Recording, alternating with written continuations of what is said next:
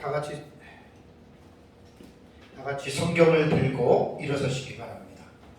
봉독해 드릴 하나님의 말씀은 에베소서 5장 18절 말씀을 제가 봉독해 드리겠습니다.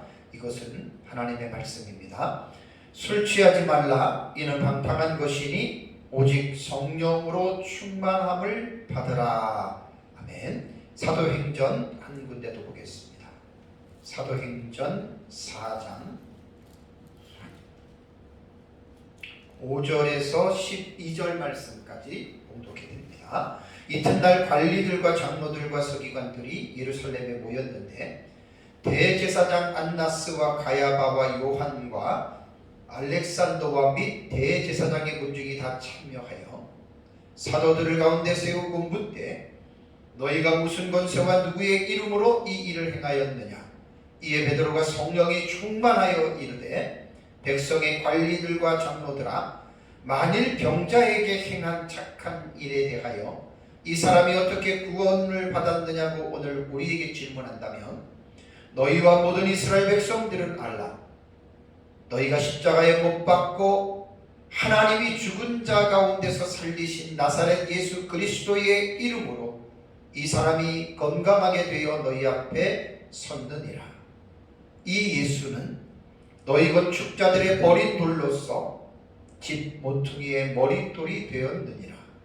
다른 이로서는 구원을 받을 수 없나니 천하 사람 중에 구원받을 만한 다른 이름을 우리에게 주신 일이 없음이라 하였더라. 아멘. 네, 앉으시기 바랍니다. 에베소서 5장 18절의 말씀을 다시 한번 상기해 보겠습니다.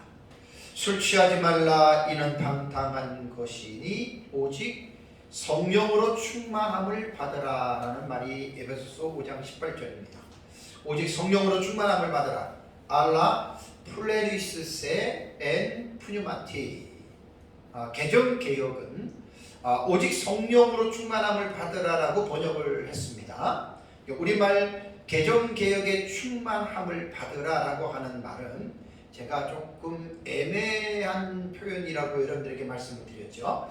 여기서 충만이라고 하는 플레로라고 하는 이 헬라어 단어는 고전 헬라어 문헌을 보면은 이것이 플레레스에서 유래가 된 단어인데 문자적인 의미로 충만하다라고 하는 말은 뭐냐면 채우다라는 뜻입니다.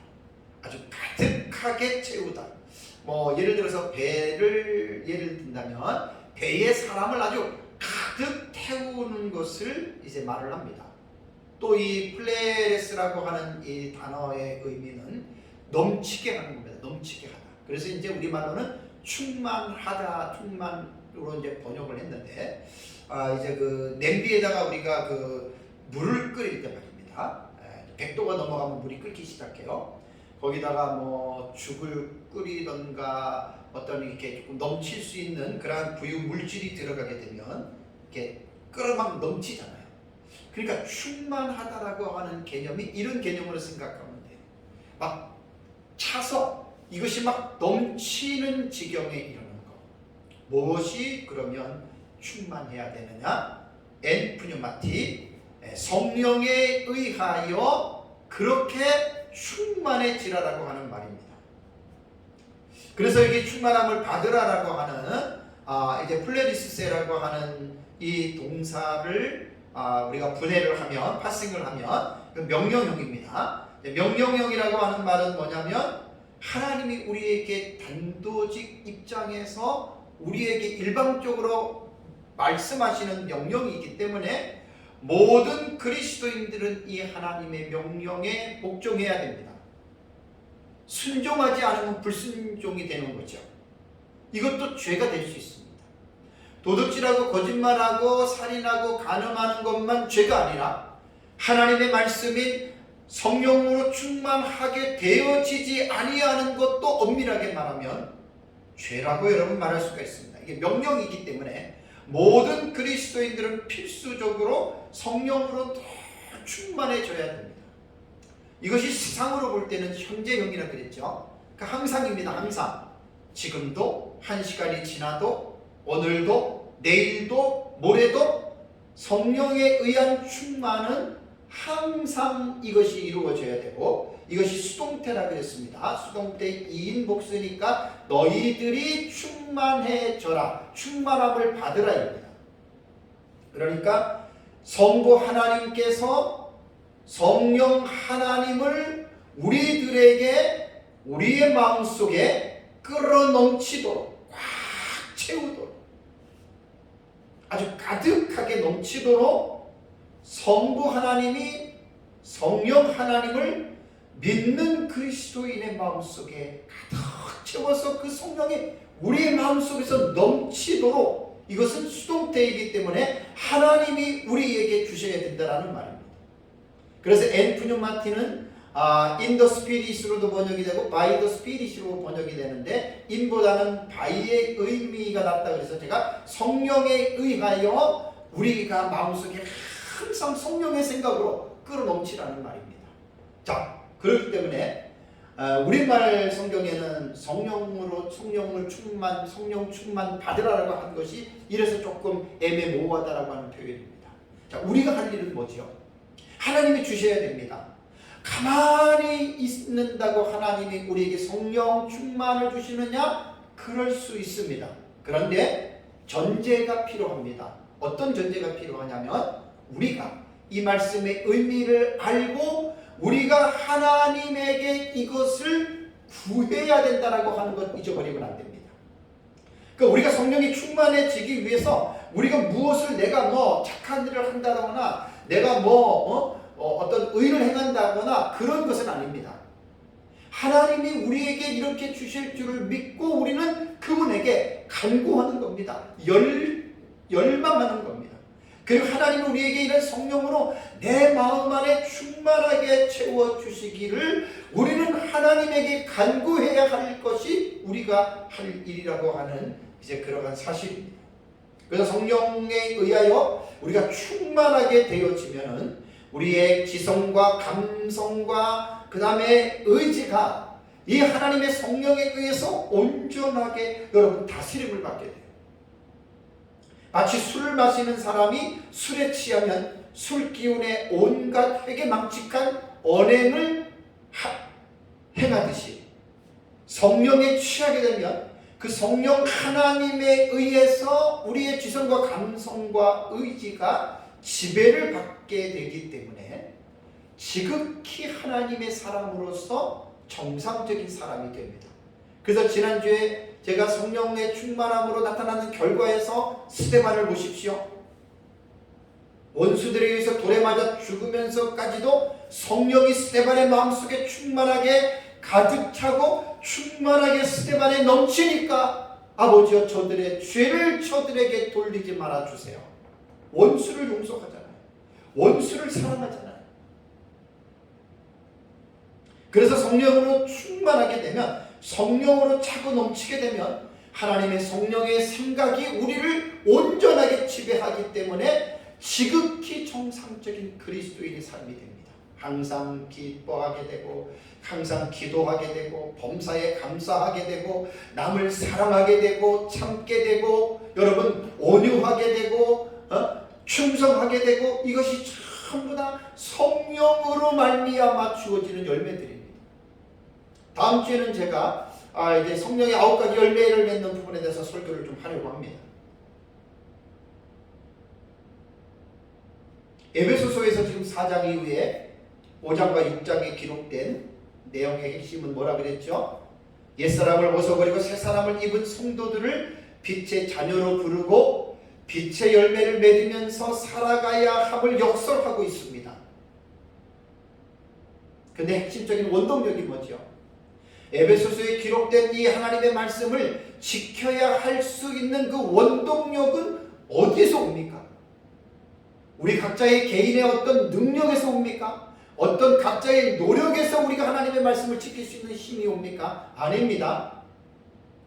오직 성령에 의하여 충만해질 때, 성령에 의하여 충만해질 때 그 성령의 능력으로 여러분 우리는 하나님의 말씀을 순종할 수 있다라고 하는 이 사실을 결코 잊으시면 안 됩니다. 이는 비단 에베소서에 기록된 말씀뿐이 아니라 성경 전체에서 교훈하시는 하나님의 말씀을 순종하기 위해서 핵심이 되는 전제가 바로 성령에 의하여 충만하게 되는 방법밖에 없다라고 하는 사실입니다. 그래서 제가 2주 전에는 그렇다면 어떻게 하면 우리가 성령으로 충만해질 수 있는가? 그래서 성령 충만해지는 방법에 대해서 제가 성령의 충만 시리즈로 지금 설교를 하고 있죠. 이게 지금 5번째 시간입니다. 성령 충만 시리즈는. 왜냐하면 에베소서 5장 18절에 오직 성령으로 충만하게 되라라고 하는 이 말씀을 그냥 제가 넘어갈 수가 없어서 지금 성령에 의하여 충만하게 되어지는 이 시리즈에서 지금 5번째 시간 제가 설교를 하고 있습니다. 자, 잠깐 요약을 해드린다면 2주 전에 제가 성령에서 충만하게 되는 방법으로서 첫 번째 어떻게 하면 성령의 충만이 임한다고 그랬죠. 이것은 제 개인이나 제 생각으로 말씀을 드리는 게 아니고 성경에 기록된 내용을 근거로 제가 말씀을 드립니다. 그리고 에베소서 지금 주의 설교를 하는 중에 성령 충만이 나서 제가 조금 보기 때문에 성령론에 대한 모든 것을 제가 포괄하지 않습니다. 다루지 않습니다. 왜냐하면 성령론 하나만 가지고 설교를 해도 몇 년을 설교를 해도 못할 방대한 분야이거든요. 그러니까 성령론을 다 제가 설교를 하는 게 아니라 성령 충만에 관계된 구절들을 성경에서 제가 구약과 신약 성경에서 제가 발췌해서 거기에서 지금 성령 충만이 어떠할 때에 성령 충만을 받을 수 있느냐 그 부분만을 제가 지금 살펴보는 겁니다. 그래서 2주 전에 말씀을 드릴 때 성령 충만하게 되는 방법은 사도행전 2장 1절에서 4절의 내용이 기도할 때 오순절날에 120여 명의 제자들이 성령의 충만함을 받지요. 이게 5장 18절의 내용입니다. 이게 수동태입니다. 사도행전 2장 1절에서 4절에도 성령이 급하고 강한 바람 같은 이 수동태입니다. 수동태. 그렇게 제자들에게 왔기 때문에 제가 기도할 때 우리는 성령 충만을 받을 수 있다. 그래서 우리는 성경대로 여러분 또 복음서에서 예수님이 말한 것처럼 구하는 자에게 내가 성령을 주지 않겠느냐라고 예수님이 말씀하셨기 때문에 성령 충만은 우리가 구해야 됩니다. 그래서 기도해야 되고요. 그래서 여기에서 오순절날의 성령 충만의 기도는 단순히 그냥 기도한 것이 아니라 예수님께서 약속하신 그 약속을 기억하고 이들이 기도했다라고 하는 것. 다음에 두 번째는 언제 성령 충만을 경험하죠? 말씀을 들을 때입니다. 그러니까 꼭 기도할 때만 성령이 충만하게 임하는 것이 아닙니다. 말씀을 들을 때, 곧 예배를 드릴 때에도 성령이 충만하게 임하게 됩니다. 그래서 제가 이제 사도행전 2장 36절에서 41절을 보면은 베드로의 설교를 듣고 3,000명이 성령의 충만함을 받고 그들이 세례를 받지. 사도행전 4장 4절에는 5,000명의 사람들이 더 많아지고 세례를 받고 사도행전 5장 12절과 14절은 남녀의 큰 무리가 말씀을 들을 때 이들이 성령을 받는 거예요. 성령의 세례를 받고 성령의 충만을 이들이 경험해서 세례를 받게 되는 겁니다. 그래서 제자가 됩니다. 사도행전 6장 1절에는 제자가 더 많아졌다라고 말하고 있습니다. 계속해서 사도행전 2장에서부터 보면 성령 충만을 받은 제자들을 통해서 말씀이 지금 전해지게 되고 그 말씀을 들을 때에 주변에 많은 사람들이 지금 성령의 오순절날에 임했던 그 성령의 세례를 똑같이 받고 그들이 계속해서 지금 믿는 자들이 되어서 제자가 되고 있다라고 하는 말입니다. 사도행전 6장 7절에는 제자의 수가 심히 더 많아져요. 점점 많아집니다. 그 다음에 사도행전 10장 44절에서 48절을 보면은 베드로가 고넬료 가정에 가서 설교를 하죠. 고넬료는 이방인입니다. 고넬료 가정에서 설교할 때 어떤 일이 벌어지죠? 말씀을 듣는 고넬료의 권속들에게 가족들에게 성령이 임하시는 거예요. 그것이 성령 세례고 그것이 성령 충만입니다. 그래서 베드로가 깜짝 놀래요. 이게 어떻게 자기들이 오순절날에 성령의 충만을 받을 때 그 상황이 이방인들인 고넬료 가정에서 베드로는 다만 말씀을 전하는 설교를 하고 있을 뿐인데 그들이 오순절에 자기들이 경험했던 그 성령을 지금 그들이 받고 있는 거예요. 그러니까 성령 세례, 성령 충만은 언제 받느냐? 기도할 때만 받는 것이 아니라 말씀을 들을 때에도 성령이 내려오신다. 성령이 충만하게 하신다라고 하는 것을 여러분 기억을 해야 됩니다. 그리고 제가 한 가지 빠진 것이 있는데 간략하게 말씀드리겠습니다. 언제 그럼 성령의 충만함을, 성령의 임하심을 우리가 경험할 수 있는가? 그것은 안수를 받을 때 성령 충만을 받을 수 있습니다. 자, 사도행전 19장을 먼저 가보세요. 자, 사도행전 19장을 가보면 1절에서 7절에 이런 내용이 나옵니다. 사도 바울이 3차 여행 때에, 3차 전도 여행 때에 에베소서에 머뭅니다. 그래서 에베소서에 있는 제자들을 만나서 바울이 그들에게 물어봅니다. 너희가 믿을 때에 성령을 받았느냐라고 물어보니까 그 12사람쯤 되는 제자들이 뭐라고 얘기를 하냐면 아니라 우리는 성령이 계심을 듣지도 못했다. 바울의 초점은 뭐냐면 너희가 성령을 받았느냐입니다. 믿는 자들이기 때문에 제자라고 말을 하는데 너희가 믿을 때 과연 성령을 받았느냐? 그러니까 이 12명 정도에 되는 제자들이 아닙니다. 우리는 성령이 있다고 하는 말도 우리는 듣지 못했습니다. 그래서 3절을 보면 바울이 그러면 너희가 무슨 세례를 받았느냐? 그러니까 요한의 세례, 물 세례만 받았습니다. 라고 말을 합니다. 그러나서 이제 사도 바울이 이제 말을 하기를 이제 예수의 이름으로 세례를 받으라 라고 말하면서 그들이 세례를 받는데 바울이 어떤 행위를 하냐면 12명쯤 되는 사람들에게 안수합니다.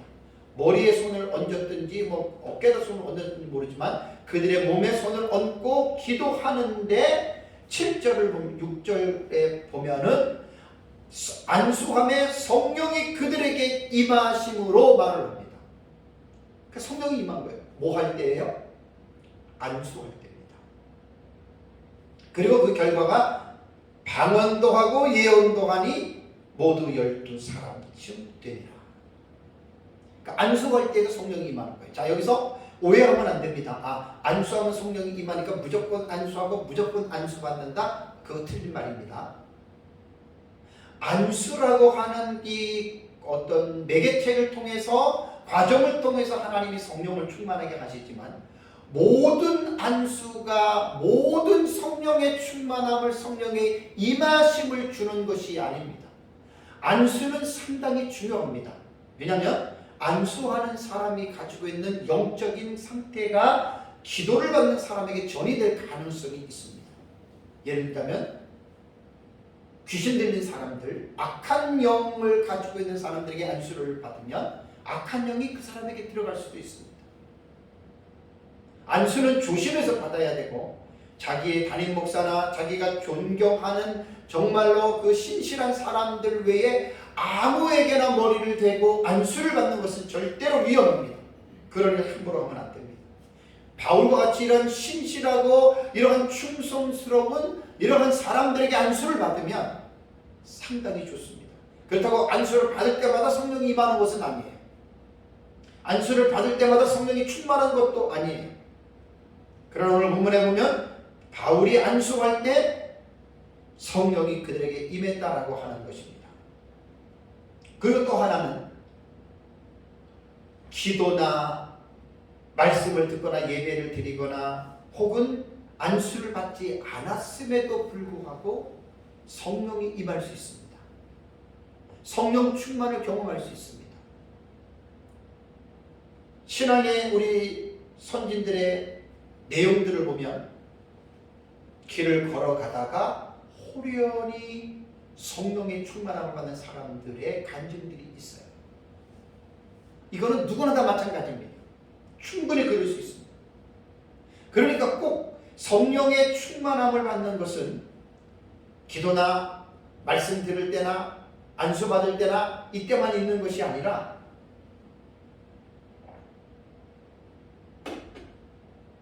다양하게 언제 어디서 어떻게 일어나는지는 모르지만 다양한 다른 방법들을 통해서 임할 수가 있다라고 하는 거 기억하셔야 됩니다.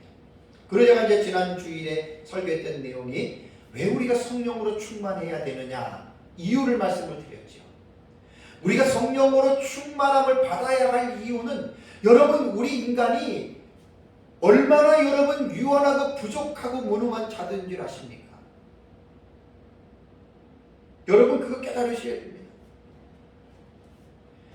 인간이 얼마나 여러분 부족한 줄 아십니까? 아까 우리 성시교독을 할 때 제가 45편에 보면은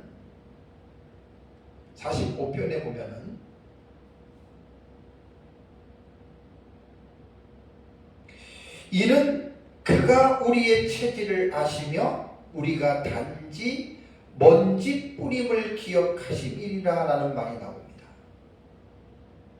인간이 연약한 존재입니다. 우리가 예수님 때문에 우리가 구원받은 하나님의 자녀가 돼서 우리가 존귀한 자가 됐지만 인간의 자신 우리 스스로 홀로인 우리로 볼 때는 정말 무능합니다. 그야말로 하나님이 없으면 우리 안에 성령이 거하지 않으면 우리에게 하나님의 은혜를 주지 않으면 저와 여러분 아무것도 아닙니다. 꼭 기억하시기 바랍니다. 우리가 성령으로 충만함을 받아야 할 이유가 그만큼 우리가 연약한 자들이라는 거예요. 그래서 우리는 성령 충만을 받는 것이 현재라 그랬잖아요. 시상적으로 계속 받아야 되는 거예요. 계속 수동태니까 하나님에 의해서 계속해서 성령이 우리 안에 늘 가득 차고 넘치도록 물을 끓이다가 끓어 넘치면 불을 줄이면 다시 그 끓어 올라가는 게 멈추잖아요. 그럴 때 또 다시 불을 올리면 또 끓어 넘치듯이 우리가 항상 우리 마음속에 일어나는 성령이 충만한 가운데에 여러분 우리가 살아가야 됩니다. 그리고 지난주 오후 예배 때에 성령 충만함을 받은 결과로서 나타나는 증거가 스데반의 예를 들었죠. 예수님의 예를 들었죠. 성령 충만하게 되니까 어떻게 됩니까? 원수를 사랑하고 용서하잖아요. 스데반이 죽으면서 이 죄를 저들에게 돌리지 말아주세요 라고 기도하는, 그게 성령이 충만했기 때문에 그런 거예요. 스데반이 위대한 게 아니에요. 스데반도 저와 여러분들처럼 성령이 같은 자이기 때문에 우리도 성령이 충만하면 나를 죽이는 원수까지도 우리가 사랑할 수 있다는 이야기예요.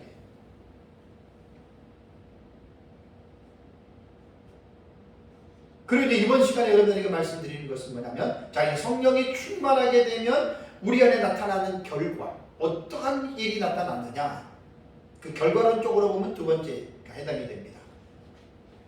원수를 사랑하고 용서하게 되는 것도 있지만 두 번째는 뭐냐면 담대하게 복음을 전하게 됩니다.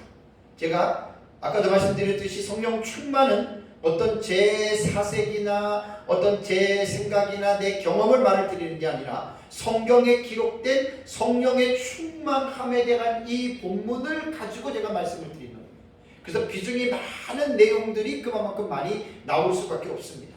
자, 사도행전 4장 8절에서 11절을 제가 아까 여러분들에게 봉독해 드렸습니다.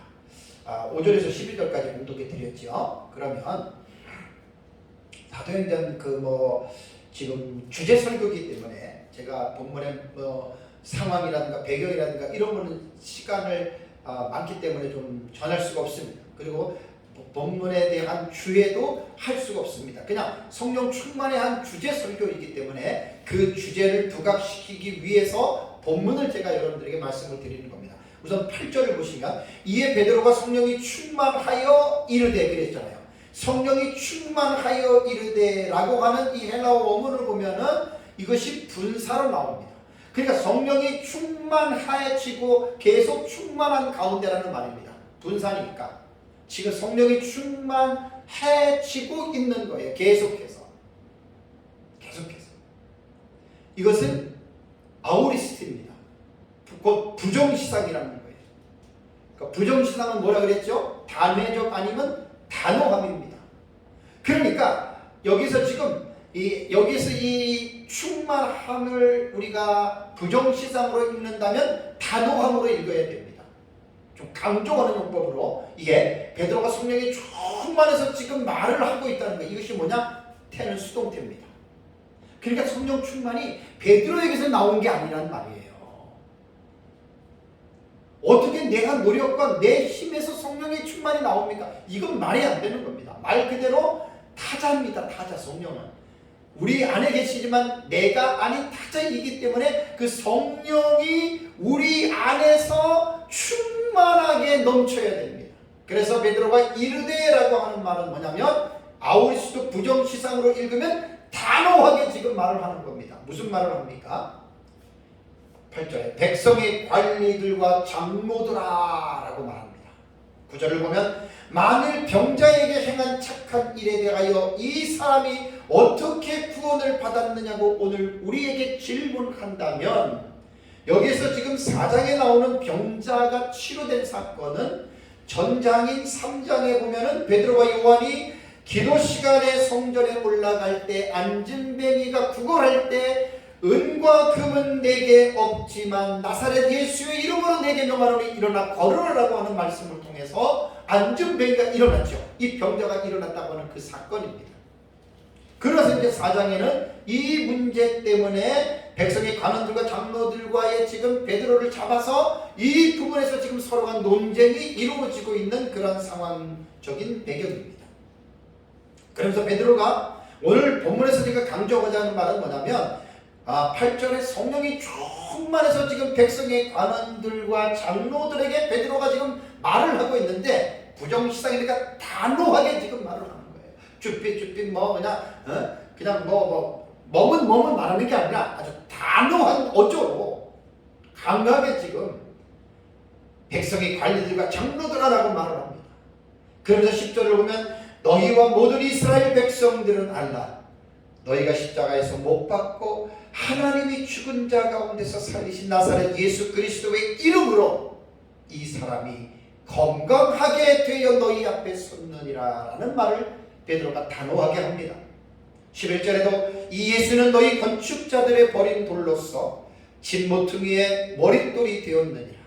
다른 이로서는 구원을 받을 수 없나니 천하 사람 중에 구원받을 만한 다른 이름을 우리에게 주신 일이 없음이라 하였더라 라고 하는 이 말을 합니다.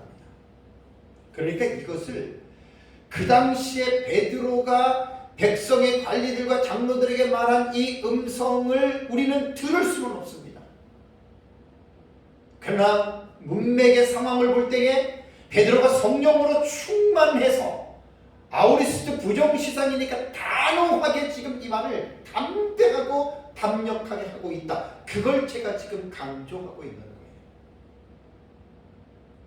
어떻게 베드로가 이러한 담대한 설교를 할 수가 있을까? 어떻게 담대하게 이러한 말을 할 수가 있을까? 그것이 바로 성령 충만해졌기 때문에 베드로가 이렇게 할 수 있었다라고 하는 말입니다. 수동태를 잊지 마십시오. 베드로에게서 나온 게 아닙니다. 이 힘은 성령에 의해서 나온 겁니다.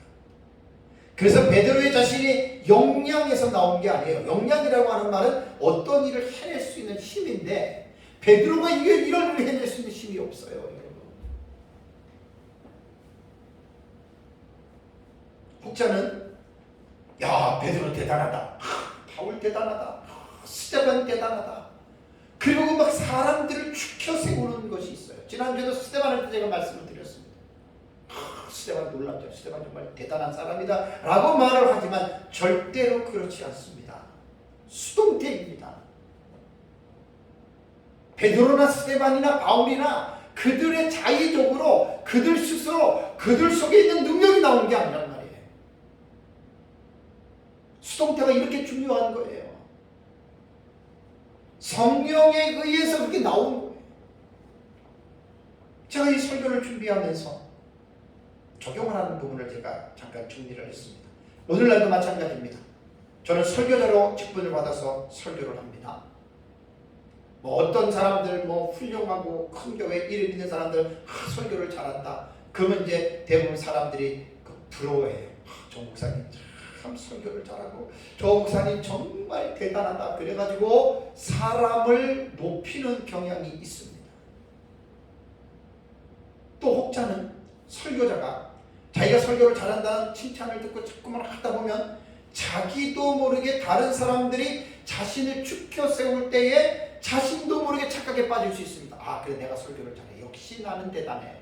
역시 나는 모든 면에 나는 어떤 지식도 많고 나는 뭐 또 잘해. 이렇게 설교자가 착각에 빠질 수가 있습니다. 그렇다면 그 사람은 진짜 설교 잘하는 사람 아닙니다.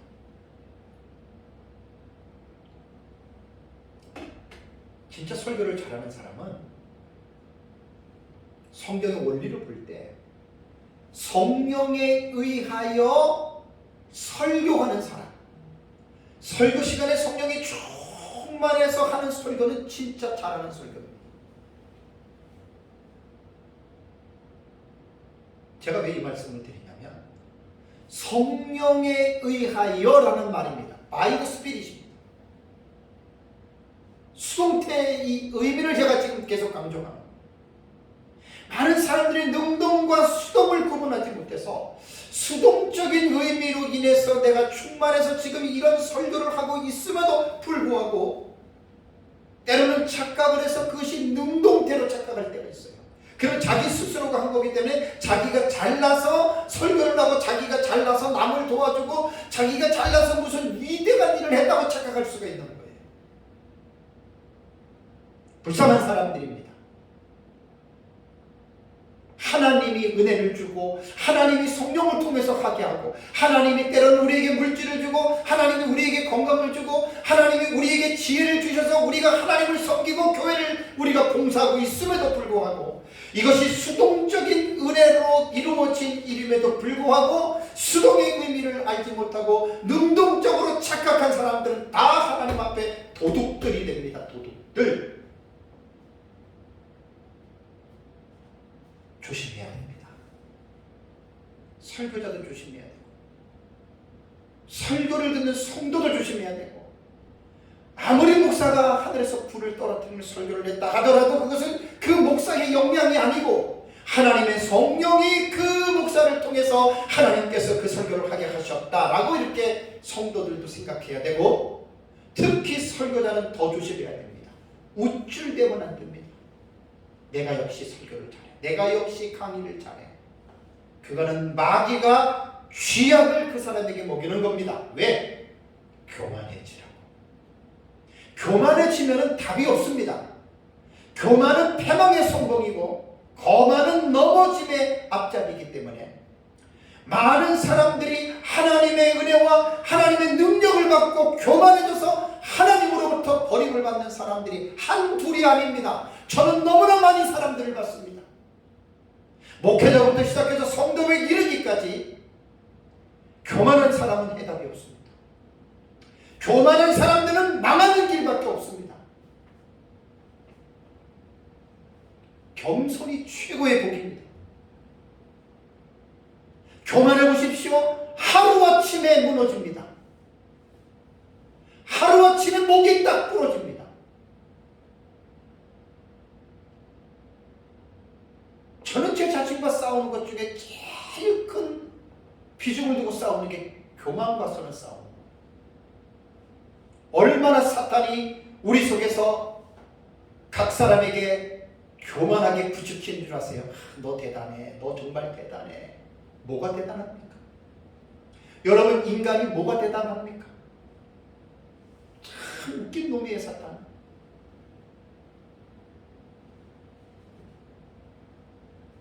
저는 지금 베드로를 높이는 게 아니에요. 지금 4장 여러분 5절에서 12절 그 뒤에까지 쭉 읽어보면 정말 베드로 대단한 사람입니다. 정말로 완전히 파워풀한 사람입니다.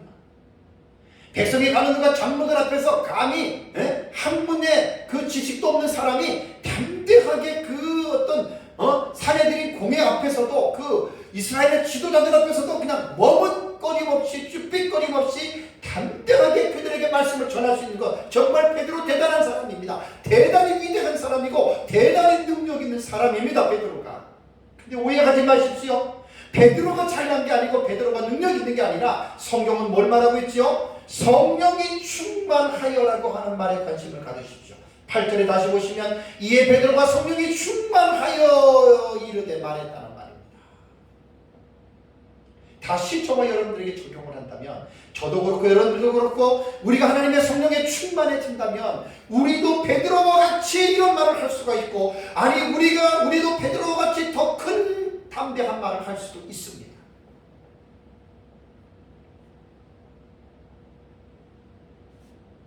백성의 관원과 장로들이 베드로의 성령이 충만하여 하는 이 말을 듣고 그들이 할 말이 없었습니다. 왜 그렇죠? 그 이유는 병 나은 사람이 그 옆에 지금 있기 때문입니다. 거기 10절 보시면 10절 마지막에 그리스도의 이름으로 이 사람이 건강하게 돼 너희 앞에 서 있다는 거예요. 그러니까 증거가 있는 거예요. 그러니까 백성의 관리들과 장로들이 더 이상 할 말이 없어요. 증거가 있으니까.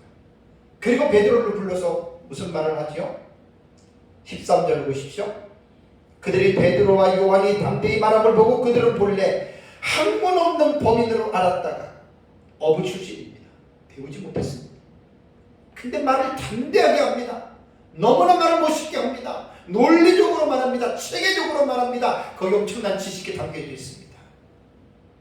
저 사람들 배우지도 못했는데 어떻게 저런 고상한 언어를, 하이 랭귀지를 구사할 수 있을까?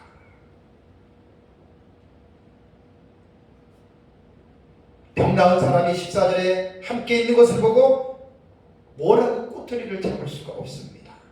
그리고 15절 보십시오. 명하여 공회에서 나가라 하고 서로 의논하여 이르되 이 사람들을 어떻게 할까? 자기네들끼리 지금 작전 회의를 합니다. 그러면서 그로 말미암아 유명한 표적이 나타난 것이 예루살렘에 사는 모든 사람에게 알려졌으니 우리도 부인할 수 없다. 위기의식을 느끼죠. 그러면서 17절에 이것이 민간에 덮어지지 못하게 그들을 위협하여 이후에는 이 이름으로 아무에게도 말하지 말게 하자 하고 그들을 불러 경고하여 도무지 예수의 이름으로 말하지 말고 가르치지도 말라고 하니라니 라는 말이 나옵니다. 왜냐하면 이때는 예수 그리스도를 통해서 기독교가 사도행전 2장에 초대교회가 공식적으로 기독교가 탄생이 된 겁니다. 이제 기독교의 세력이 점점 3,000명, 5,000명 남녀의 무리, 점점 더 큰 무리가 지금 예루살렘에 지금 기독교화 되어지고 있습니다. 유대교에서는 비상이 걸렸습니다. 이러다가 다 예수 믿겠구나. 그래서 이들이 지금 촉각을 곤두세우고 지금 사도들을 잡아가지고 지금 핍박하고 박해하고 결국은 죽이기까지 하는 이러한 지금 지경에 이르게 된 겁니다. 그래서 베드로를 불러서 더 이상 이제는 예수의 이름으로 아무것도 하지 말라고 경고를 합니다. 자, 베드로는 어땠을 것 같아요? 너 다시 한 번만 예수 이름으로 하면 넌 죽어. 너 감옥에 집어넣을 거야. 이런 협박을 했겠죠. 베드로는 어떻게 대항했을까요? 베드로와 요한은 19절 보십시오. 19절 4장 19절 베드로와 요한이 대답하여 이르되 무슨 대답을 했습니까? 하나님 앞에서 너희 말을 듣는 것이 하나님의 말씀을 듣는 것보다 옳은가 판단하라. 여러분 이게 얼마나 담대한, 이게 지금 단호함으로 말하는 거예요. 담대하게 말하는 거예요. 지금 베드로와 요한은 우리는 하나님 앞에 서 있다. 우리는 하나님 앞에 서 있는데 우리가 너희 말을 듣는 것이 옳은지 아니면 하나님의 말씀을 듣는 것이 옳은지 너희들이 한번 판단해봐라.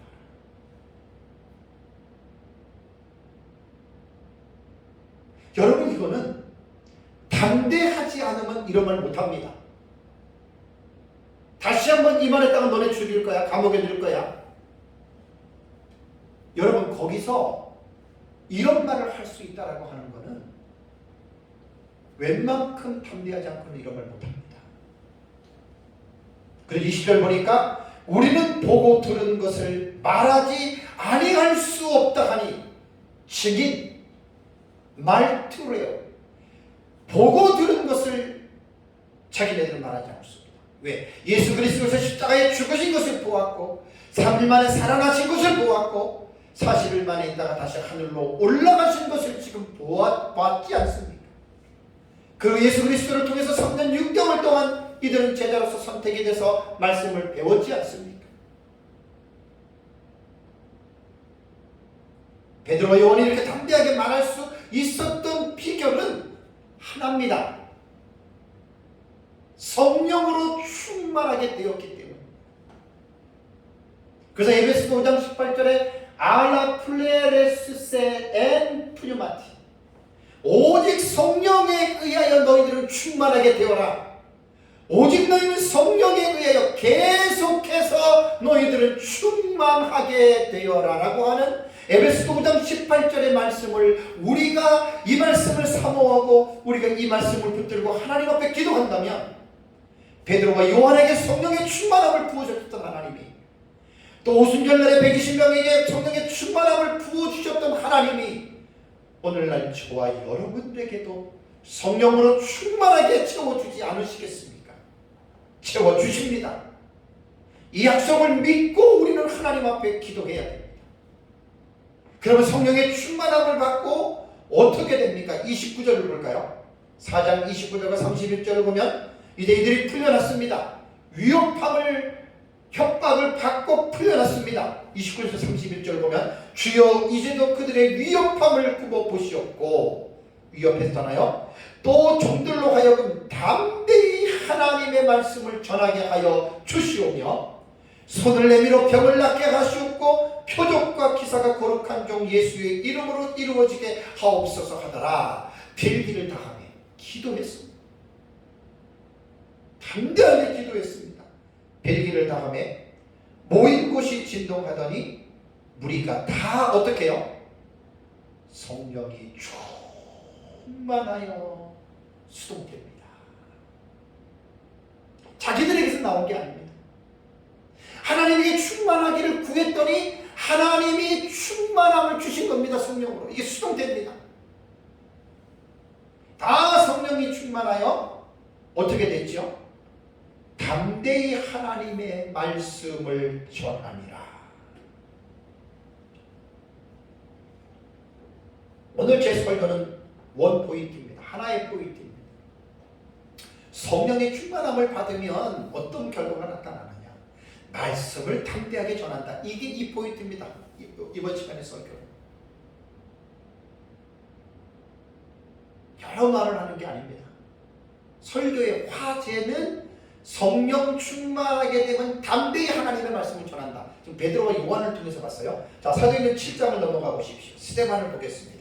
지난주에는 이제 스데반이 용서한 부분을 제가 클로즈업 시켜서 그 부분을 강조해서 말씀을 드렸는데, 자, 사도행전 7장 51절에서 52절을 보면은 이번에 제가 강조하는 관점은 어떤 점이냐면 스데반이 담대하게 말씀을 전했다는 거. 이 부분에 초점을 맞추는 거예요. 뭐 용서하고 그 부분 아닙니다. 자, 51절을 보면 목이 곱고 마음과 귀에 할례를 받지 못한 사람들아. 여러분, 이 용어가 어떻습니까? 말이 어떻습니까?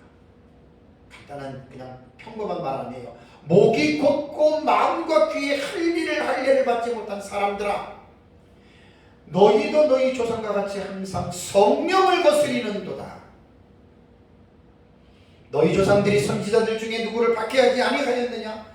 의인이 오시리라고 예고한 자들을 그들이 죽였고, 선지자들을 죽였고, 이제 너희는 그 의인을 잡아준 자여 살인한 자가 되나니 너희는 천사가 자는 율법을 받고도 지키지 아니하였도다 하니라.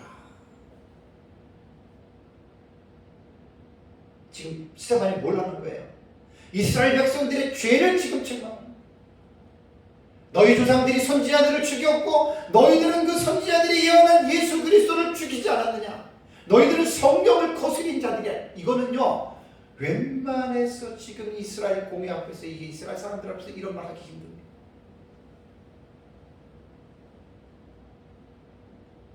오 54절 볼까요? 그들이 이 말을 듣고 어떤 반응이 나타났죠? 마음에 찔려, 그 다음에 그를 향하여 이를 갈거늘. 스데반을 향하여 이를 갈거늘. 55절을 보면 스데반이 어땠습니까? 성령 충만하여 하늘을 우러러 주목했다. 키포인트는 여기 있는 거예요. 성령이 충만했어요. 이것이 분사입니다. 분사는 진행형이에요. 지금 성령이 계속 충만한 상태예요. 분사니까. 그 다음에 현재입니다. 시사는. 그러니까 스데반이 성령이 충만한 거는 계속 진행이 되는, 앞에서 지금 7장부터 보면 설교를 계속 나왔잖아요. 그 성령 충만한 가운데 설교가 계속 분사니까 지금 충만한 상태가 ing 진행되고 있어요. 이것이 현재예요. 계속 지금 충만합니다. 태를 보니까 능동태예요. 앞에서 이미 수동적으로 하나님의 성령이 충만해졌는데 그것이 자기 안에서 그것을 능동적으로 계속해서 그 수동적으로 임한 성령의 충만함을 지금 스데반이 지금 유지하고 있다 그 말입니다.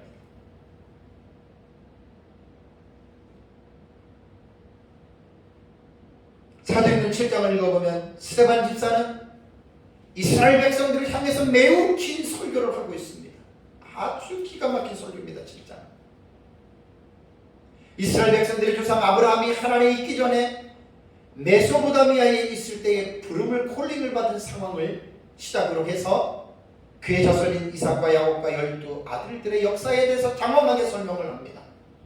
그리고 그 자손들이 가나안 지경의 흉년으로 인해서 애굽의 곡식을 구매하러 가는 사건과 야곱의 친족 75명이 애굽으로 이주하는 사실을 말하고, 그리고 출애굽과 광야 40년의 과정과 다윗과 솔로몬에 대한 이야기를 하면서 이스라엘 백성들을 지금 교만을 책망하고 있는, 성령을 거스려 말을 하게 지금 했다라고 책망하고 있습니다. 그 말을 듣고 이스라엘 백성들이 마음에 질려 스데반을 향하여 이를 갈고 결국 돌로 그를 쳐서 죽였다라는 거예요. 지난주에는 여기에서 제가 상황을 가지고 관점이 용서한 것을 했지만 이번 주는 그게 아니고 담대하게 성령이 충만하니까 스데반이 하나님의 말씀을 전했다, 이걸 말씀드리는 겁니다. 세 번째 살펴볼 사람은 사도 바울입니다. 자, 사도행전 13장을 보십시오. 사도행전 13장 4절. 사도행전 13장 4절에서 12절의 내용인데, 바울이 성령이 충만하여 하나님의 말씀을 담대하게 외치는 내용이 또 여기도 나옵니다.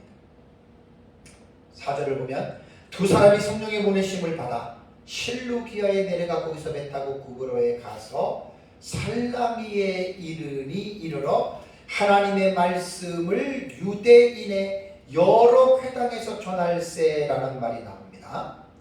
이 문맥 전 문맥을 보면 13장 1절에 안디옥 교회에서 선지자들과 교사들이 있었는데 그들이 주를 섬기면서 금식할 때 성령이 그들에게 말씀하시기를 바나바와 사울을 따로 세워서 선교사로 파송하라고 하는 성령의 감동으로 말씀하십니다. 그래서 이들이 성령의 그 지시에 따라서 바나바와 사울을, 바울이죠, 안수해서 그들을 지금 보냈는데 이것이 1차 전도 여행의 시작이 됩니다. 그리고 이제 1차 전도 여행지에서 지금 바울이 쭉 보면은 구브로에, 실루기아에서 구브로를 가고 5절에 살라미아에 가고 6절을 보면은 바보에 이르러서 누구를 만납니까? 거기에서 바예수로 하는 유대인 거짓 선지자인 마술사를 만납니다.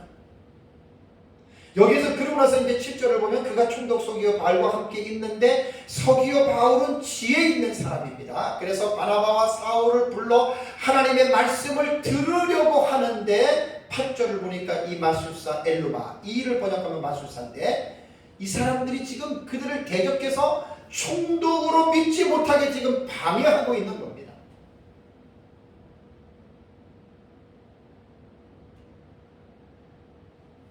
바나바와 바울의 말을 못 듣고 총독이 예수를 믿지 못하게 하니까 9절을 보십시오. 바울이라고 하는 사울이 어떤 상태가 어때요? 성령이 충만하여, 이 능동이 수동입니다. 수동. 성령이 충만하여 그를 주목하고 바 예수를 주목하고 말을 합니다.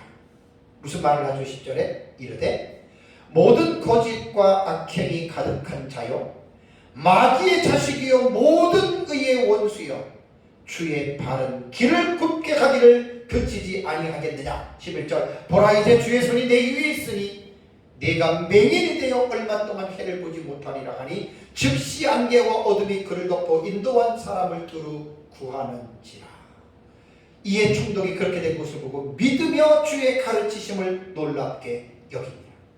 자, 제가 의미는 설명을 하지 않습니다. 주제 설교이기 때문에. 제가 여기서 강조하고 싶은 말은 뭐냐면 사울이라고 하는 바울이 성령이 충만해서 자기의 복음을 대적하는 바 예수를 향하여 담대하게 말씀을 전했다라고 하는 것. 이걸 지금 제가 초점으로 지금 여러분들에게 강조해 드리는 겁니다.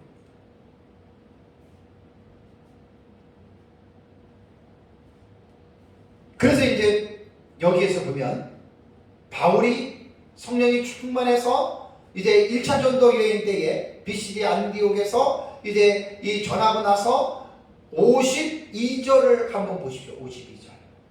13장 52절을 보면은 여기는 이제 안디옥에 온 사건입니다. 우선 42절을 먼저 보면은요. 그들이 나갈새 사람들이 청하되 다음 안식일에도 이 말씀을 하라 하더라. 그러니까 바울이 아까 비시디아 안디옥에서 지금 바보에서 뵀다가 또 이제 이동했습니다. 바보에서 밤빌리아로 가서 버가에 이르렀고 버가에서 비시디아 안디옥으로 가서 거기서도 말씀을 전하는데 바울은 계속해서 하나님의 은혜로 성령 충만함을 유지하고 담대하게 하나님의 말씀을 전했습니다. 그러니까 이제 42절에 그들이 지역에서 전하고 또 나가는데 다음 안식일에도 제발 또 당신이 설교를 해달라. 당신의 말을 듣고 싶다라고 그 비시디아 안디옥에 있는 사람들이 지금 바울에게 지금 요청을 합니다. 44절을 볼까요? 44절 보니까 그 다음 안식일이 됐는데 그 다음 안식일에는 온 시민이 거의 다 하나님의 말씀을 듣고자 하여 모이니라는 말이 나옵니다. 하나님의 말씀이 점점 흥망하는 거죠. 예루살렘뿐 아니라 예루살렘과 온 유다와 사마리아와 이제 땅끝까지 지금 이 터키 지역이 오늘날로 가는 터키 지역입니다. 거기까지 지금 1차 전도 여행을 통해서 성령 충만을 받은 바울을 통해서 지금 이 하나님의 말씀이 담대하게 외쳐지고 있다라고 하는 사실입니다. 그래서 바울은 그 사람 모인 사람들에게 성령이 충만해서 하나님의 말씀을 전했습니다. 근데 48절을 볼까요? 자세하게는 보지 못합니다. 핵심만 봅니다. 48절 이방인들이 듣고 기뻐하여 하나님의 말씀을 찬송하며 그 다음에 뭐라 그랬죠? 영생을 주시기로 작정된 자는 다 믿더라. 자, 보십시오. 믿음은 들음에서 납니다. 들음은 그리스도의 말씀으로 말미암습니다. 그 말씀은 성령이 충만한 자들을 통해서 전해지는 말씀을 통해서 영생을 주기로 작정된 자는 반드시 믿게 되어져 있다라고 하는 그런 사실입니다. 52절의 핵심이 있습니다. 52절 시작. 제자들은 기쁨과 어떻게 해요? 성령이 충만하니라. 그러니까 바울이 전도 여행에서 가는 곳곳마다 성령이 충만했느니 충만하지 아니했느니 이러한 언급은 없지만 하나님의 말씀을 전하기 위하여 전도 여행으로 떠났던 바울이 성령이 충만하지 아니하면 전할 수 없다 그 말입니다. 성령이 충만하게 되면 결과적으로 나타나는 것이 뭐냐면 하나님의 말씀을 담대히 전하게 된다 그 말입니다.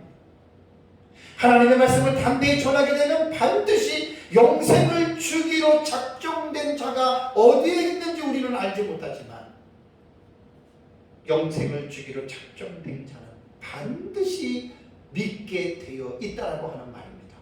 여러분 우리가 복음을 전하지 않는데 어떻게 사람이 예수를 믿겠습니까?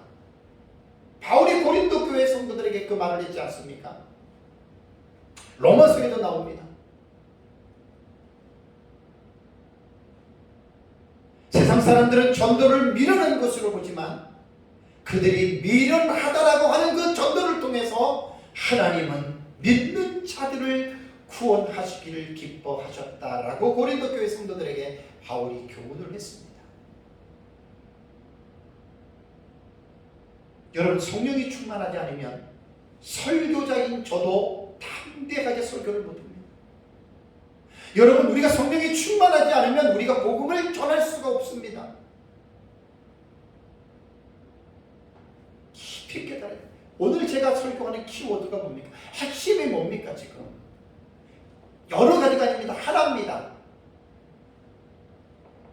알라 플레리스세 엔 푸뉴마티, 오직 성령에 의하여 계속해서 너희들은 충만해져라. 이게 핵심입니다. 그래서 에베소서 5장 18절 말씀을 도저히 제가 한 번 설교하고 넘어갈 수 없어서 지금 5번째 설교하는 거예요. 성령 충만 시리즈. 오후에도 또 6번째 하고 다음 주에도 또 합니다. 왜냐하면 이렇게 중요합니다. 저와 여러분은 똑같은 유한한 인간입니다. 구원받았다 하더라도 우리는 유한한 존재입니다. 우리는 부족하고 우리는 연약한 자들입니다. 우리가 인간의 어떤 원초적인 인간의 어떤 기본적인 본능을 가지고 우리가 산다고 한다면 우리는 담대하게 복음 못 전합니다. 인간이 할 수 있는 일이 아닙니다. 우리 안에 가시는 성령님이 계속해서 우리 안에서 가득 차고 넘치고 우리로 하여금 그 성령으로 말미암아 우리의 마음을 늘 충만하게 역사해 주셔야 됩니다. 그것은 우리가 하나님 앞에 간구해야 돼요. 가만히 있는다고 성령이 충만해지지 않습니다. 이 원리를 알고 우리는 늘 하나님 앞에 예수님이 말씀하신 것처럼 구하는 자에게 아버지께서 성령을 주시지 않겠느냐, 늘 여러분들이 성령을 구하시기 바랍니다. 인간은 감정의 동물입니다. 감정은 항상 충만한 게 아닙니다. 하이 텐션으로 갈 수도 있고 로우 텐션으로 갈 수도 있습니다. 좋을 때 무턱대고 좋아해도 안 되고 낮을 때 무턱대고 낙심해서도 안 됩니다. 항상 성령님이 우리의 감정을 하이와 로우에 대한 상태를 하이는 끌어내리고 로우는 끌어올려서 항상 우리의 감정은 안정적인 상태에서 살아가는 것이 좋습니다. 정신의학에서 양극성 장애라고 조울증에 대한 병이 있습니다. 기쁠 때는 한없이 기뻐했다가 낙심될 때는 한없이 낙심하는 정신의학에서 조울증이 있습니다. 조울증. 조증과 우울증이 두 가지가 병합되어 있는 양극성 장애라고 합니다. 우리에게도 그러한 요소가 있을 수 있어요. 사람마다 기질에 따라서 정신적인 상태에 따라서 양극성 장애 비슷한 성격을 가진 사람이 있을 수 있습니다. 그런데 이 모든 것들도 성령에 의해서 조절이 돼요.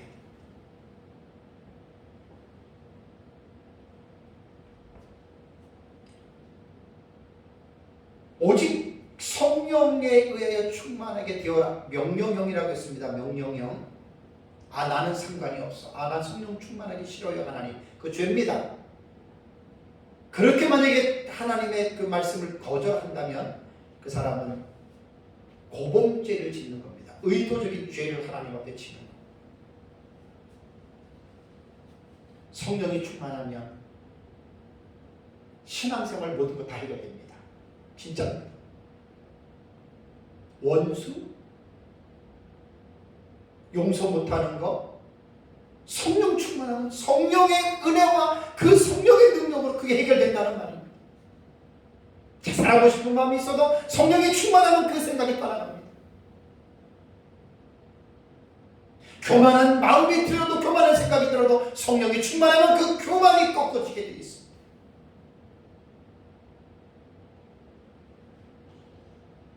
성령 충만함이 모든 것의 해결의 열쇠입니다. 이 외에도 성령으로 충만하게 될 때 나타나는 결과는 무수히 많습니다. 제가 에베소서 주의 설교를 하는 가운데 성령 시리즈에 대한 설교를 하는 것이므로 이거는 충만에만 지금 말씀을 발췌해서 제가 설교를 하는 것이지 성령론 전체에 대해서 제가 설교를 하지 않습니다. 그렇게 되면 몇 년을 해도 못합니다. 성령론이 엄청나게 풍성합니다. 그냥 성령 충만에 관한 플레로라고 하는 성령의 충만한 부분만 제가 성경에 기록된 내용을 발췌해서 지금 설교를 하기 때문에 다음 주에 이제 성령의 9가지 열매, 성령이 충만할 때 나타나는 열매거든요. 그때 이어서 말씀드리겠습니다.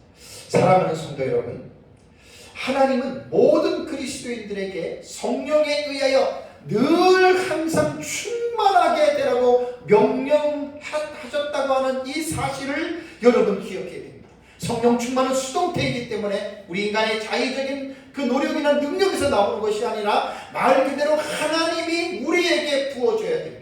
그리고 이 성령 충만은 한순간에만 이루어지는 것이 아니라 지상으로서는 현재이기 때문에 계속해서 이 성령으로 충만해져야 된다고 하는 이 사실을 기억하고 저와 여러분들의 삶이 계속해서 이 하나님의 성령으로 충만하게 되어지는 삶을 살아가시기를 주님의 이름으로 기원드립니다. 다 같이 함께 기도하겠습니다.